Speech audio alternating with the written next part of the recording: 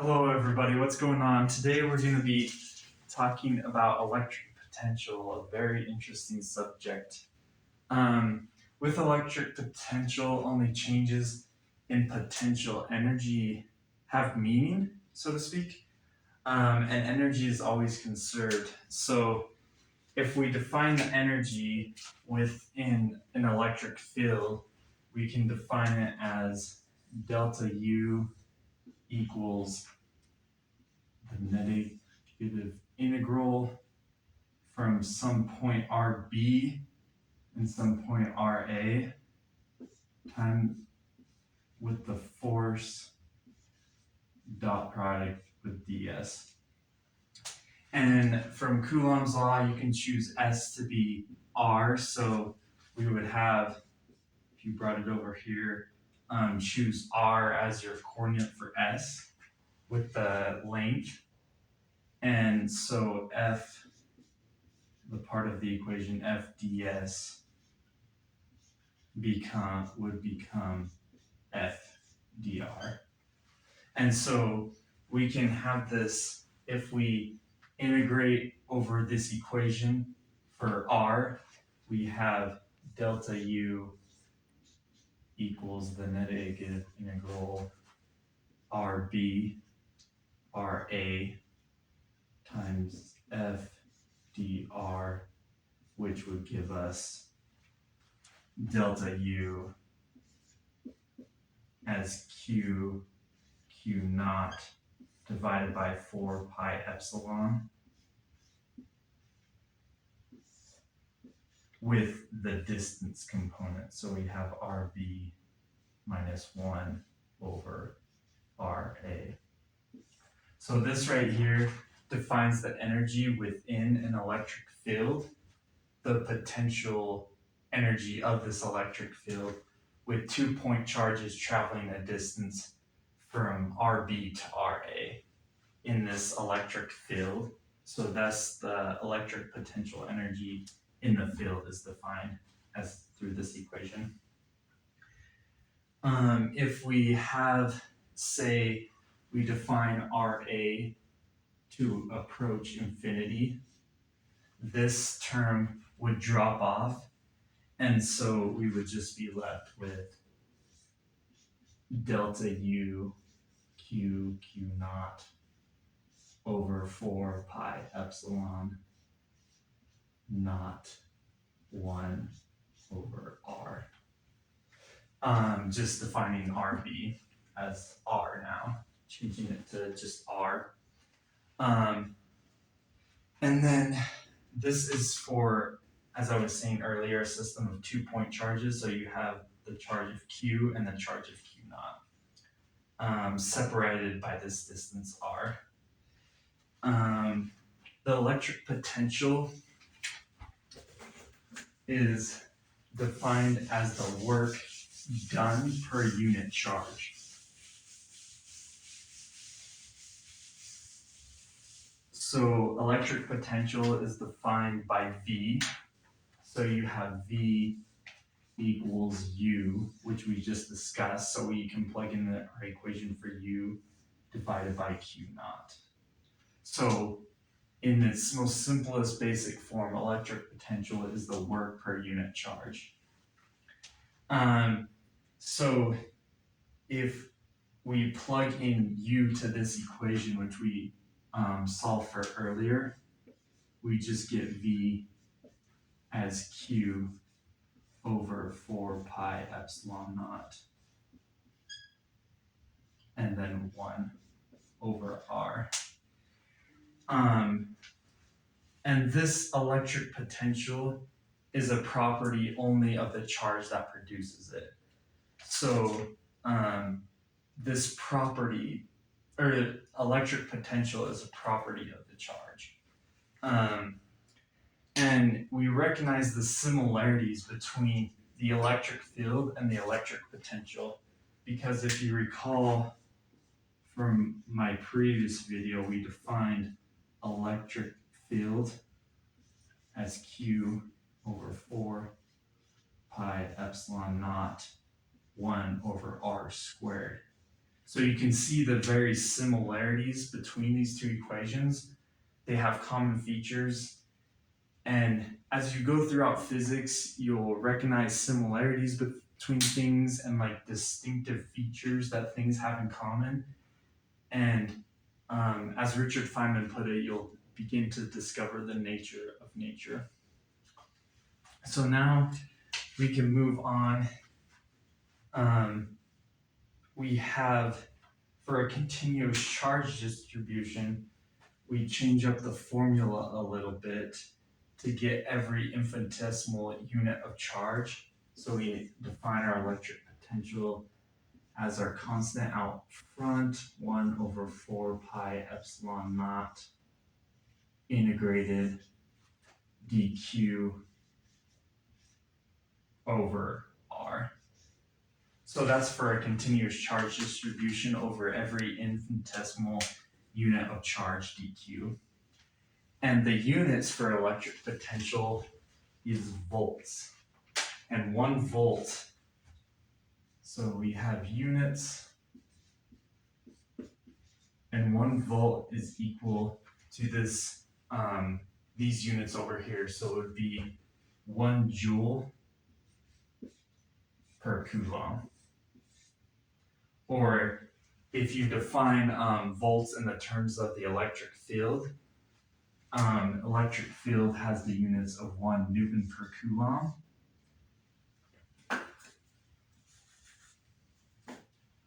Or you can also define the units of the electric field as 1 volt per meter. So is equal to 1 volt per meter. And these are the units in terms of the electric field.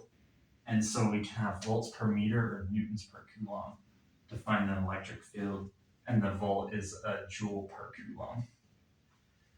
We now move on to talk about a useful unit, another useful unit that people talk about when they're talking about the units to use for an electric potential, and that's called the electron volt.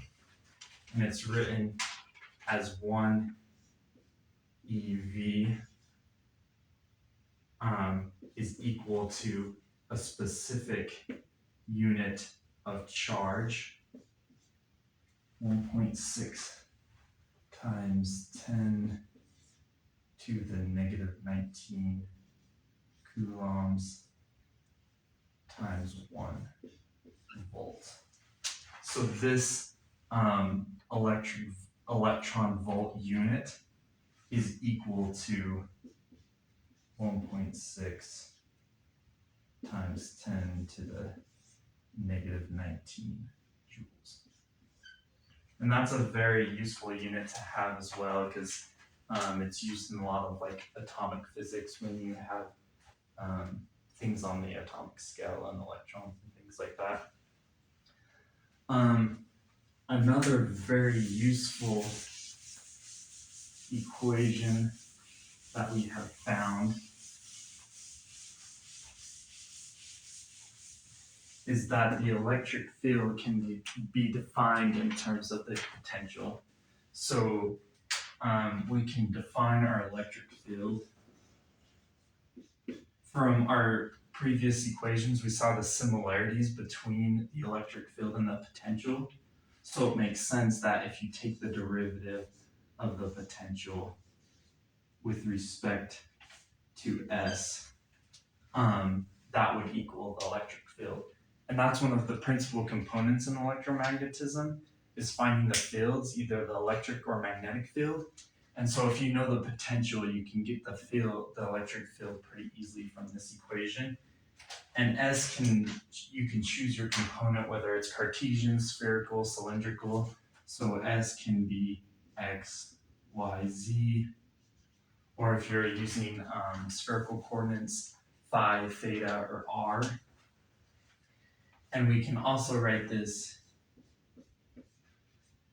as, it can also be written in this form with partial derivatives. You have I hat minus just component-wise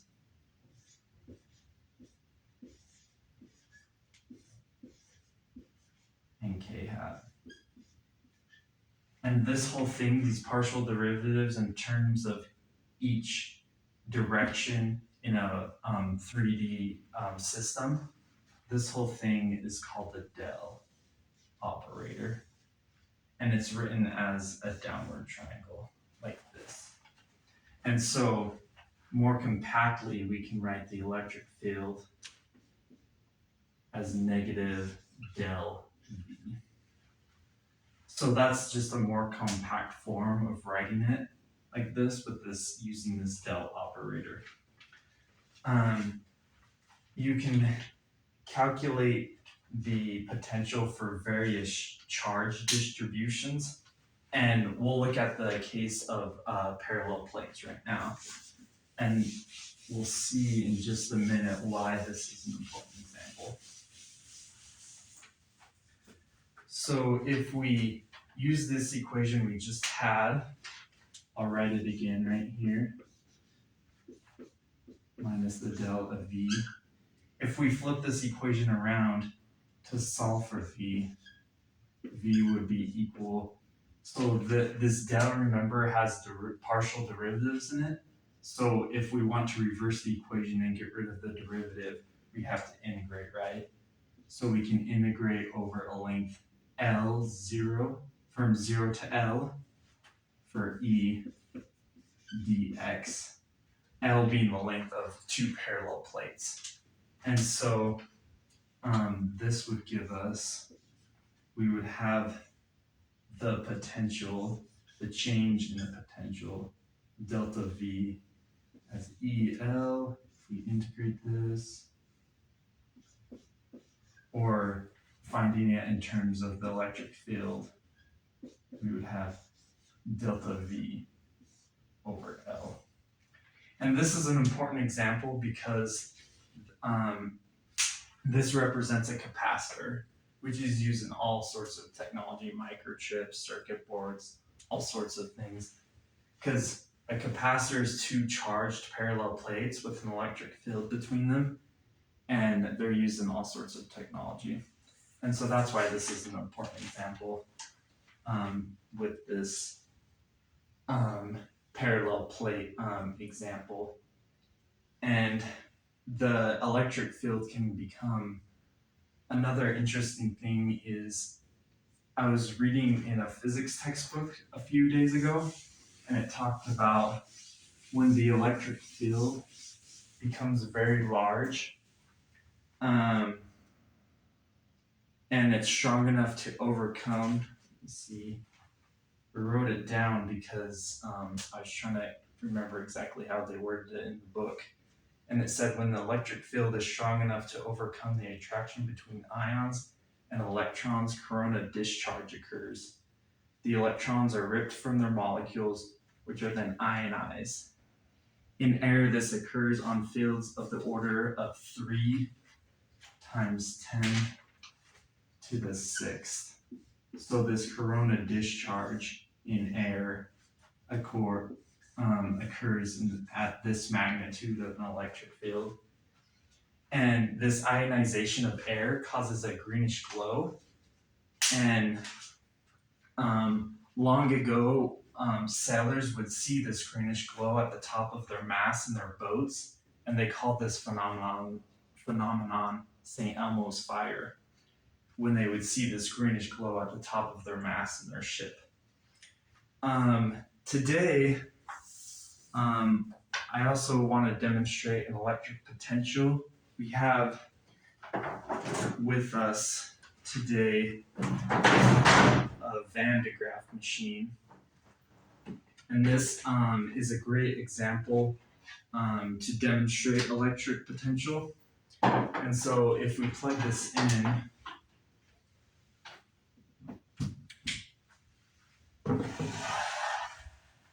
I can show you. So we turn this on, and the Van de Graaff is brought to an electric potential. And you can hear that clicking noise with this these two orbs. So this is grounding. The small orb that I have in my hand grounds the Van de Graaff because it's brought to a higher electric potential. So that sparking that you see occurring between the volts of electricity grounds the Van de Graaff machine. And we can also demonstrate, I'll show you over here, is I have Carissa here to help me demonstrate this. So we can turn on this Van de Graaff machine, and as Carissa puts her hand on the Van de Graaff machine, her hair will stand up because she's brought to the same potential as the Van de Graaff. So we'll have her stand on the stool. She can't stand on the ground because that would discharge and she would get shocked. So we turn on the machine, and then Carissa will have to discharge it real quick.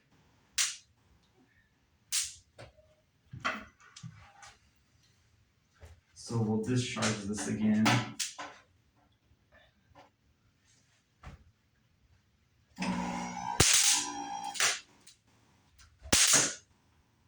So we'll discharge it again. And now we'll turn it on. Carissa will put her hand on the machine.